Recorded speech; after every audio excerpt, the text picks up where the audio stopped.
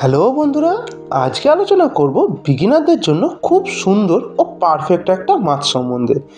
যে মাছটা আজকের দিনে খুব পপুলার একটা মাছ, যাকে আমরা উইডো টেট্রা, স্কার টেট্রা, গ্লো টেট্রা এই সব নামে চিনে থাকি। আর এই সব নামই একদম ঠিক নাম। তো আজকে আলোচনা করব গ্লো টেট্রা সম্পর্কে সমস্ত তথ্য নিয়ে। এই মাছের কেয়ার করবেন কিভাবে, এই মাছের মেল ফিমেল কি করে চিনবেন এবং এই মাছের বাচ্চা বাড়িতে কি করে হ্যাচ করবেন, এই সব কিছু আলোচনা করা হবে। তো এর জন্য ভিডিওটি শেষ পর্যন্ত দেখার অনুরোধ রইল। সবার প্রথম বলি, অনেকেই ভেবে থাকেন এই সমস্ত গ্লো ফিশের মধ্যে কোনো রকম কালার ইনজেক্ট করা থাকে, কিন্তু এটা পুরোপুরি একটা ভুল তথ্য। আসলে এই মাছকে অনেক দিন ধরে নানান রকম ইউভি লাইটের মধ্যে রেখে আস্তে আস্তে এদের জেনেটিক কালারটাকে চেঞ্জ করিয়ে দেওয়া হয়েছে। তো এর ফলে ওই মাছের বাচ্চাও ওদের মতো কালারফুল হয়ে ওঠে। আর সব থেকে ভালো বিষয় হলো, এই মাছকে বিগিনাররা নিজের অ্যাকোরিয়ামেই ব্রিডও করাতে পারবে। তাই বিগিনারদের জন্য খুবই পারফেক্ট একটা মাছ। আর এই মাছ খুব হার্ডি হয়, সহজে এই মাছ কোনো রোগে আক্রান্ত হয় না।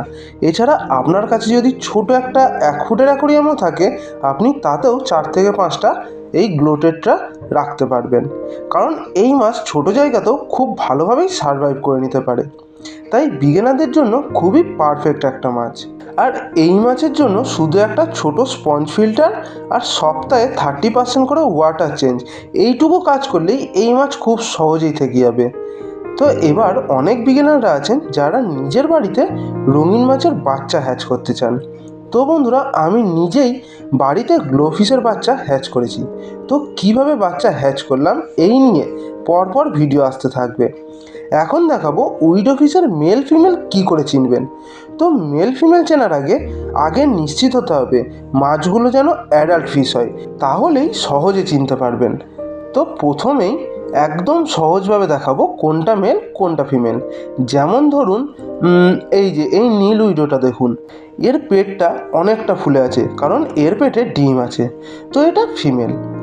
আরও অনেক এমন মাছ আছে, যেমন কি এই লাল উইডোটারও পেট ফুলে আছে, এটাও ফিমেল। এটা হলো সব থেকে সহজ উপায়। এছাড়া পেট ফোলা না থাকলেও মেল ফিমেল চিনতে পারবেন।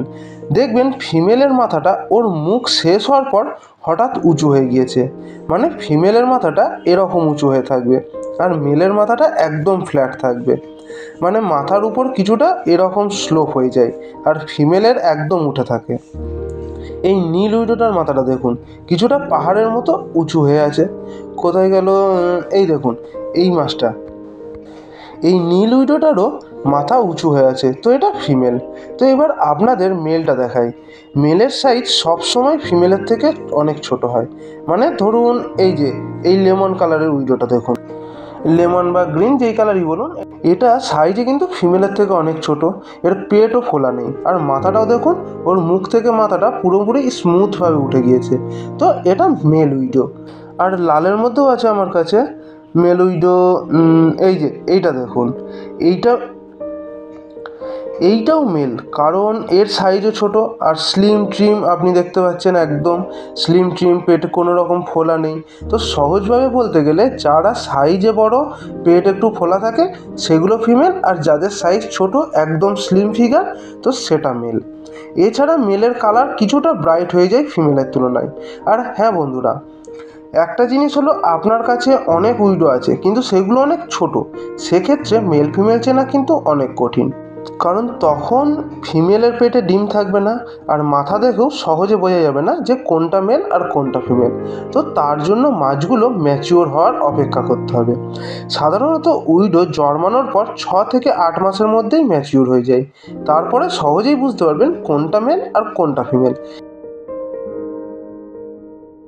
যেমন এটা ফিমেল, এইটা মেল। ওই লালটা দেখছেন, পেটটা ফোলা, ওইটা ফিমেল। ওই লালটা দেখুন, ওর পেটটা দেখুন কতটা ফোলা, ওটা দেখেই বোঝা যাচ্ছে যে ওটা ফিমেল। এই ব্লুটাও ফিমেল, কিন্তু এটা দেখুন, এটা একদম স্লিম ট্রিম, এটা হলো মেল। দেখুন, একদম সহজভাবে কিন্তু চিনতে পারা যাবে। তো এবার যদি সহজে ব্রিডিং করাতে চান, একদম সহজে তো বলবো না, গাপ্পি মলির থেকে কিছুটা শক্ত উইডোর বাচ্চা তোলা। আমি আগে একবার বাচ্চা তোলার চেষ্টা করেছিলাম, কিন্তু ডিম পেড়েও দিয়েছিল, কিন্তু একটা প্রবলেম হয়েছিল, এই ডিমের মধ্যে ফাঙ্গাস লেগে সব ডিম নষ্ট হয়ে যায়, জল পুরো ঘোলাটে হয়ে গিয়েছিল, জানি না কি হয়েছিল, কিন্তু একটাও ডিম ফার্টিলাইজার হতে পারেনি। তাই পরে আবারও ট্রাই করেছি আর সফলও হয়েছি। দেখুন, উইডো ফিশের ব্রিডিং করানোর জন্য আগে থেকে বালতিতে অ্যাকোরিয়ামে জল নিয়ে তার মধ্যে মিথাইলিন ব্লু দিয়ে দিতে হবে। এটা সমস্ত অ্যাকোরিয়ামের দোকানে পেয়ে যাবেন, রিডল নামেও বিক্রি হয় সাধারণত। তো 10 লিটার জলে 5 থেকে 6 ফোঁটা দিয়ে ভালো করে মিশিয়ে নিতে হবে। এর ফলে জলে থাকা ফাঙ্গাল ব্যাকটেরিয়াগুলো সব মরে যাবে আর সহজে ডিম নষ্ট হবে না। তো এবার 2টো ফিমেল আর 4টে মেল আলাদা করে এই মিথাইলিন ব্লু দেওয়া বালতির জলে তুলে নেব। আর এই গাছটা দিয়ে রেখেছি যাতে মাছ কিছুটা লোকানোর জায়গা পায়, স্ট্রেস ফ্রি হয়ে থাকতে পারে, আর একটু ন্যাচারাল ফিলও থাকবে। আর হ্যাঁ, আর একটা জিনিস মাথায় রাখবেন, যে জলে ব্রিডিং করাবেন সেই জলে যেন কোনো রকম ক্লোরিন না থাকে, এটা ভালোভাবে খেয়াল রাখবেন। তো এই যে এখানে এই নীলটা হলো ফিমেল, আর এই যে লালটা এটাও ফিমেল, আর বাকি 4টে সব মেল। তো এবার যতদিন না ডিম পাচ্ছে ততদিন এদের এখানেই রাখবো।